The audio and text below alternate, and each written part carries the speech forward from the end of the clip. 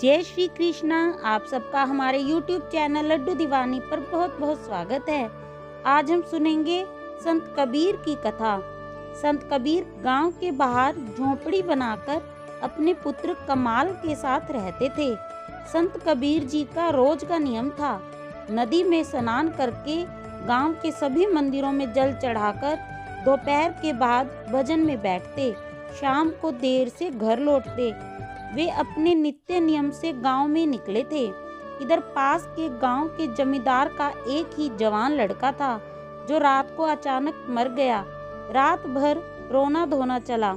आखिर में किसी ने सुझाया कि गांव के बाहर जो बाबा रहते हैं उनके पास ले चलो, शायद वे कुछ कर दें। सब तैयार हो गए। लाश को लेकर पहुंचे कुटिया पर। देखा बाबा तो है नहीं, अब क्या करें। तभी कमाल जी आ गए। उनसे पूछा कि बाबा कब तक आएंगे। कमाल ने बताया कि अब उनकी उम्र हो गई है, सब मंदिरों के दर्शन करके लौटते लौटते रात हो जाती है। आप काम बोलो क्या है। लोगों ने लड़के के मरने की बात बता दी। कमाल ने सोचा कोई बीमारी होती तो ठीक था, पर ये तो मर गया, अब क्या करें। फिर भी सोचा लाओ कुछ करके देखते हैं, शायद बात बन जाए।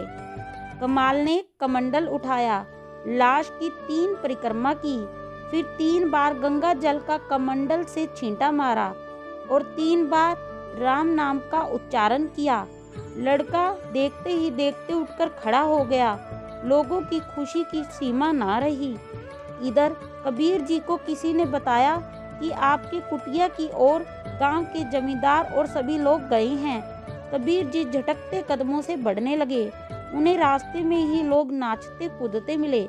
कबीर जी कुछ समझ ना पाए। आकर कमाल से पूछा क्या बात हुई, तो कमाल तो कुछ और ही बताने लगा। बोला गुरुजी, बहुत दिन से आप बोल रहे थे ना कि तीर्थ पर जाना है, तो अब आप जाओ, यहाँ तो मैं सब संभाल लूंगा। कबीर जी ने पूछा क्या संभाल लेगा। कमाल बोला बस यही मरे को जिंदा करना, बीमार को ठीक करना, ये तो अब सब मैं ही देख लूंगा। अब आप तो यात्रा पर जाओ, जब तक आपकी इच्छा हो। कबीर ने मन ही मन सोचा चेले को सिद्धि तो प्राप्त हो गई, पर सिद्धि के साथ ही साथ इसे घमंड भी आ गया है। पहले तो इसका ही इलाज करना पड़ेगा, बाद में तीर्थ यात्रा पर जाऊंगा, क्योंकि साधक में घमंड आया तो साधना समाप्त हो जाती है।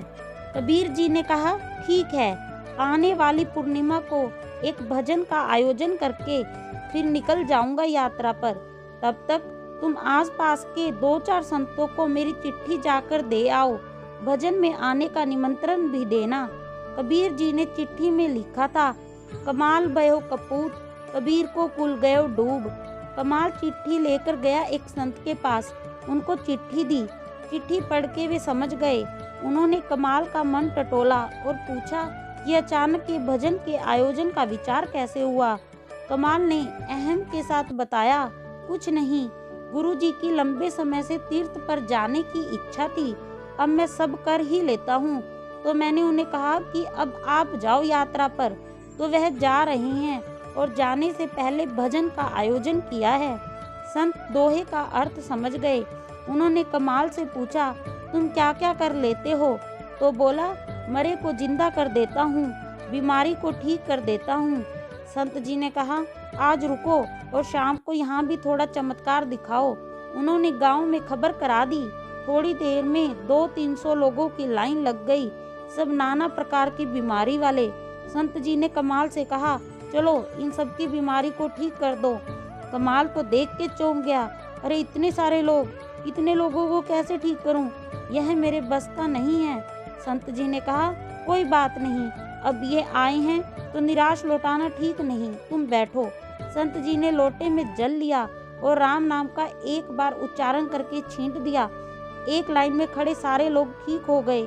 फिर दूसरी लाइन पर छींटा मारा, वे भी ठीक।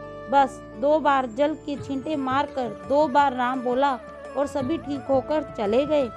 संत जी ने कहा अच्छी बात है कमाल, हम भजन में आएंगे। पास के गांव में एक सूरदास जी रहते हैं, उनको भी जाकर बुला लाओ, फिर सभी इकट्ठे होकर चलते हैं। कमाल चल दिया सूरदास जी को बुलाने। सारे रास्ते सोचता रहा कि ये कैसे हुआ कि एक बार राम कहते ही इतने सारे बीमार लोग ठीक हो गए। मैंने 3 बार प्रदक्षिणा की, 3 बार गंगा जल छिड़क कर 3 बार राम नाम लिया, तब बात बनी। यही सोचते सोचते सूरदास जी की कुटिया पर पहुंच गया। जाके सब बात बताई कि क्यों आना हुआ। कमाल सुना ही रहा था कि इतने में सूरदास बोले, बेटा जल्दी से दौड़ के जा, टेकरी के पीछे नदी में कोई बहा जा रहा है, जल्दी से उसे बचा ले। कमाल दौड़ के गया, टेकरी पर से देखा नदी में एक लड़का बहा आ रहा था। कमाल नदी में कूद गया और लड़के को बाहर निकालकर अपनी पीठ पर लाद के कुटिया की तरफ चलने लगा। चलते चलते उसे विचार आया कि अरे सूरदास जी तो अंधे हैं, फिर उन्हें नदी और उसमें बहता लड़का कैसे दिख गया। उसका दिमाग सुन पड़ गया। लड़के को भूमि पर रखा तो देखा कि लड़का तो मर चुका था। सूरदास ने जल का छींटा मारा और बोला रा। तब तक लड़का उठ के चल दिया। अब तो कमाल अचंभित कि अरे इन्हें तो पूरा राम नाम भी नहीं लिया, खाली रा बोलते ही लड़का जिंदा हो गया। तब कमाल ने वह चिट्ठी खोल के खुद पढ़ी, इसमें ऐसा क्या लिखा है। जब उसने पढ़ा तो सब समझ में आ गया। वापस आके कबीर जी से बोला, गुरुजी संसार में एक से एक सिद्ध हैं, उनके आगे मैं कुछ भी नहीं। गुरुजी आप तो यहीं रहिए, अभी मुझे जाकर भ्रमण करके बहुत कुछ सीखने समझने की जरूरत है। कथा का तात्पर्य है कि गुरु की कृपा से सिद्धियां मिलती हैं, उनका आशीर्वाद होता है तो साक्षात ईश्वर भी आपके साथ खड़े होते हैं। गुरु गुरु ही रहेंगे, वह शिष्य के मन के सारे भाव पढ़ लेते हैं और मार्गदर्शक बनकर उन्हें पतन से बचाते हैं। जय श्री कृष्णा, जय श्री राधे।